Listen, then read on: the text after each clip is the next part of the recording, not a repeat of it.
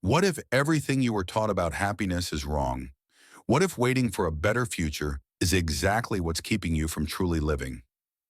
Albert Camus, one of the 20th century's most challenging philosophers, proposed a radical idea. True freedom isn't found in having hope, but in learning to live without it. This video will reveal why Camus believed life's meaning isn't in distant goals or future promises, but in the simplest, most present moments. Prepare for a philosophical shock that might change how you see life forever. Albert Camus was a French-Algerian philosopher, writer, and journalist best known for his ideas on absurdism, the belief that humans naturally seek meaning, but the universe remains silent. This tension between our need for purpose and the world's indifference is what he called the absurd. Instead of seeing this as a reason for despair, Camus argued we should embrace it and focus on living fully in the present. His famous books, The Stranger, The Myth of Sisyphus, and The Plague, challenge how we think about life, purpose, and hope. What is hope? It's the belief that the future will be better than today. It keeps us moving, setting goals, enduring hardships, chasing something, a better job, a loving relationship, or that moment when we finally feel we've made it. But while hope gives direction, Camus questioned whether our obsession with the future pulls us away from the life we have now. So what's the alternative? Instead of waiting for something better, Camus urges us to embrace the present, to stop seeking meaning in distant dreams and find it in life's small, everyday moments. This isn't nihilism, the belief that nothing matters. Camus doesn't want us to give up. He wants us to let go of the illusion that happiness is always ahead. When we do, we rediscover the richness of life as it is. Camus says the absurd comes from the clash between our need for meaning and the world's irrational silence. He teaches us to accept life as it is, without expecting a grand plan or hidden purpose. From childhood, we're told life must have meaning, that we each have a higher purpose waiting to be found. Camus rejects this. He says waiting for a clear answer from life leads to frustration. We'll spend years chasing something that isn't there. The absurd is the uncomfortable truth that we want life to have meaning, but the universe doesn't care. We seek order, patterns, purpose, but the world doesn't provide them. This can be hard to accept. Some turn to religion, others dive into careers or set big life goals, always chasing something that promises fulfillment. Camus says instead of running from this reality, we must face it and learn to live with it. How do we do that? Camus gives 3 ideas. Recognize it. Life has no built-in meaning. Searching for a final answer only leads to frustration. Accept it. Let go of false hope. Stop expecting happiness to arrive in the future. We often think once we get the perfect job, relationship, or whatever, life will feel meaningful. Camus says don't fall for that trap. Live fully. Stop treating life like a puzzle to solve. Meaning isn't something you find, it's something you create. Enjoy the small things. That's where life really happens. Think about our days. We wake up, check our phones, rush to work, stress over deadlines, always telling ourselves that once we finish this task or hit that goal, we'll feel fulfilled. But that feeling never lasts, does it? There's always another task, another goal, another thing to chase. Camus wants us to step off that treadmill. Instead of waiting for life to become meaningful, just live. Imagine spending a day without trying to control every little thing, without expecting everything to be perfect or every moment to be profound. What if you just took things as they come? That shift is powerful. It reminds us that meaning isn't handed to us by the universe. It's something we create through how we live, how we treat people, and how we experience the world. Camus talks about this in The Myth of Sisyphus. Sisyphus was condemned to roll a rock uphill, only for it to roll back down, again and again, forever. It sounds like a depressing metaphor for life, but Camus reaches a surprising conclusion. One must imagine Sisyphus happy. His happiness doesn't come from escaping his fate. It comes from accepting it. He finds freedom by realizing life doesn't need a grand purpose to be worth living. When we stop demanding that life give us meaning, we're finally free to live it. Camus said, "I revolt, therefore we exist." He believed that since life has no built-in meaning, it's up to us to create our own. This doesn't mean pretending life has a hidden purpose or ignoring how random and unpredictable things can be. It means facing life, accepting it as it is, and choosing to live fully even when there's no final reward. Hope is often tied to the idea that something better is coming, that our struggles will be rewarded, that one day things will make sense. But Camus warns that this thinking traps us in the future, always waiting for happiness instead of experiencing it. He challenges us to let go of this illusion and see that life doesn't need hope to be meaningful. Look at his novel The Plague. Dr. Rio treats the sick, knowing he can't save everyone. His work doesn't erase suffering, fix the world, or give him a clear answer about life's meaning. But does that stop him? Number he keeps going because he believes in doing what's right. Through his actions, he creates meaning, not by waiting for a perfect future, but by doing what matters now. Camus builds on this in The Rebel, arguing that rebellion isn't about rejecting life's lack of meaning. It's about refusing to let it defeat us. To rebel is to stand up for what we believe in, even when the world seems indifferent. This doesn't have to be a grand, heroic act. It can be as simple as staying true to your values, putting effort into your work or art even if no one notices, or choosing kindness in a world that often isn't. This is where Camus breaks from nihilism. Nihilism says that since life has no meaning, nothing matters. Camus says the opposite. Instead of giving up, we should dive deeper into life, appreciate the small things, be present, and create our own purpose. Because in the end, meaning isn't something we find, it's something we build. Think about it. Maybe you take a longer walk home just to watch the sunset, not because it serves a higher purpose, but because it's beautiful and makes you happy. Maybe you make time to eat with friends because real connection matters more than waiting for life to give you meaning. Maybe you choose to love someone even without knowing where the future leads, or pursue a career that excites you even if success isn't guaranteed. These choices, however small, are acts of rebellion. They're proof that even in a world without built-in meaning, we can live with purpose, joy, and deep appreciation for the present moment.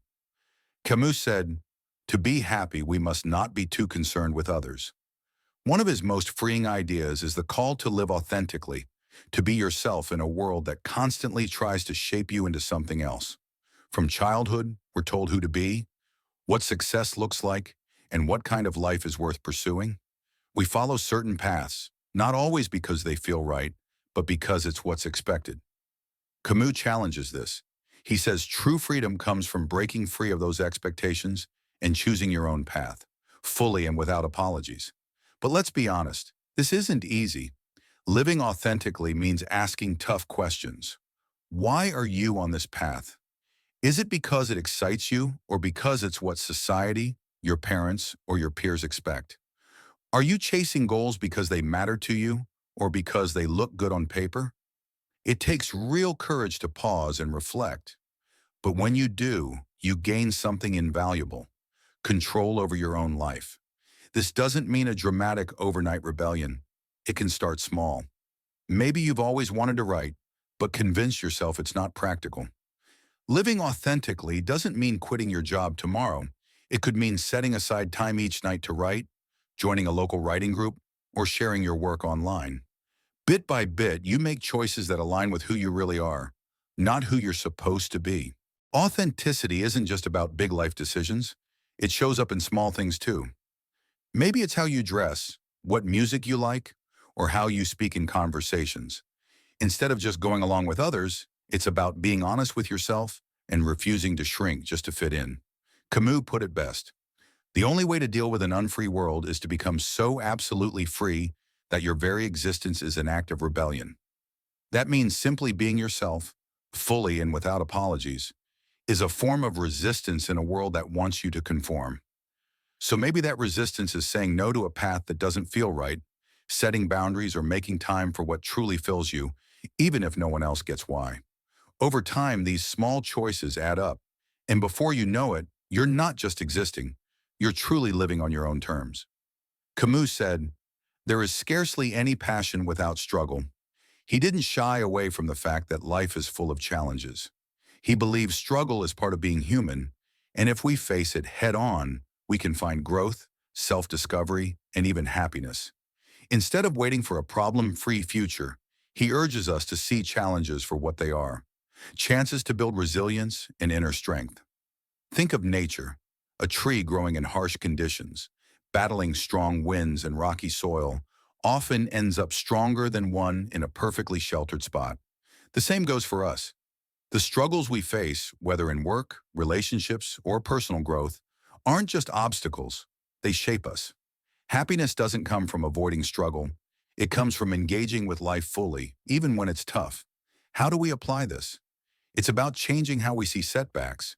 Instead of treating them as failures, we can see them as lessons. Losing a job, facing rejection, or dealing with personal struggles can teach us something if we let them. Over time, this mindset builds real confidence and resilience, the kind of happiness that doesn't depend on external factors or a perfect future that may never come. Even on tough days, small moments of strength matter. If you're stuck in traffic or dealing with a hard conversation, try shifting your focus. What can you take from this moment instead of just wishing things were different? Camus' words, "In the depth of winter, I finally learned that within me there lay an invincible summer," remind us that happiness isn't something we wait for. It's something we create, even in hard times. Camus challenges the idea that hope is always good. Hope can pull our focus from the present, making happiness feel out of reach, like it only happens when everything finally goes right. But that's an illusion. Instead of relying on hope, Camus pushes us to engage fully with life as it is, messy, unpredictable, and full of struggles. When we embrace challenges, learn from setbacks, and find strength in the process, we stop living for someday and start appreciating what's in front of us. Struggles aren't obstacles to happiness. They're part of life itself. And happiness isn't something we chase. It's something we create by living fully here and now. Camus said, "The true generosity toward the future lies in giving all to the present." Let's be honest. How many of you have thought, once I graduate, then I'll be happy, or once I get that job, life will really start? Maybe it's once I'm in a relationship, or once I take that trip to Europe. We all do this. Our culture thrives on the promise of a better future. We read self-help books, watch motivational speeches, and plan the perfect life. Goals aren't bad, but if happiness is always tied to some future event, we miss something crucial. Life is happening right now. This isn't just a philosophical idea. It's something Camus explores deeply in his writing. Take the stranger. Meursault doesn't overanalyze life. He experiences it through his senses. The warmth of the sun on his skin, the salty smell in the air, the way light shimmers on the sea. In Nuptials, Camus writes that feeling the sun's warmth on your skin is already living. The sun isn't just a symbol, it's a force demanding you be fully present, to feel it, smell the sea breeze, exist in the moment. This is what Camus means by living without fixation on the future, not pessimistically, but by letting go of the idea that happiness is elsewhere. He invites us to engage fully with life as it is, not as we wish it were, or how it might be someday, but as it is now. What does this look like? It's simpler than you think. Next time you're eating, really taste the food instead of scrolling on your phone. When stuck in traffic, don't drown in frustration. Play your favorite song. Look at the world around you. When with a friend, stop worrying about saying the perfect thing. Just be there. Think of the last time you were truly present, not half listening to a friend while checking your phone, not eating dinner while binge watching a show, just there in the moment. One of the most powerful ways to do this is to experience life fully through your senses: sight, sound, touch, taste, smell. These anchor us in the now, not dragging us to the past with regrets or spiraling us into the future with worries. They root us in what's real. Take a simple moment, like stepping outside on a warm day. Instead of just noting it's sunny, really feel it. Notice the sun's warmth on your skin, the cool air in the shade. Hear the rustle of leaves, the distant hum of traffic. Smell the faint scent of grass, pavement, or someone's coffee down the street. This is what Camus captures in Nuptials. Not a world of ideas, but a world of sensations. The weight of the sun, the salty wind, the sea's shimmer. It's as if the world demands you pay attention. You don't need a Mediterranean coast to do this. You can engage your senses anywhere. Eating a meal, slow down, taste each bite, notice the texture, the spices, the warmth or coolness. Listening to music, don't let it be background noise. Close your eyes, hear the rise and fall of each note, the rhythm, how it makes you feel. Walking somewhere? Pay attention to your steps, feel the ground beneath you. Notice the colors around you. Breathe in the air, especially after rain. When we experience life through our senses, we stop just existing and start feeling alive. We don't need to wait for a perfect future moment. Joy is already here, woven into the textures, sounds, and sensations of everyday life. So don't wait. Life won't start once everything is perfect. It's happening now. The question is, are you paying attention? Camus tells us every day is a chance to start fresh. Meaning isn't something you find later. It's something you create through how you live, how you talk to people, what you pay attention to, the simple joys you let yourself feel. Life doesn't come with a script, and that's a good thing. It means you decide what matters. Happiness isn't in a distant dream. It's right here in how you live today. Camus didn't ask us to give up on life. He asked us to stop chasing ghosts, to stop waiting for everything to fall perfectly into place to start living. Maybe life isn't about finding ultimate meaning, but about creating moments that mean something to us. Loving without guarantees, working without promises, living without certainties.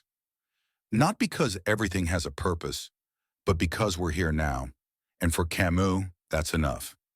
So the next time you wonder if your life has meaning, maybe the real question is, are you willing to live it even without all the answers? Thank you for watching.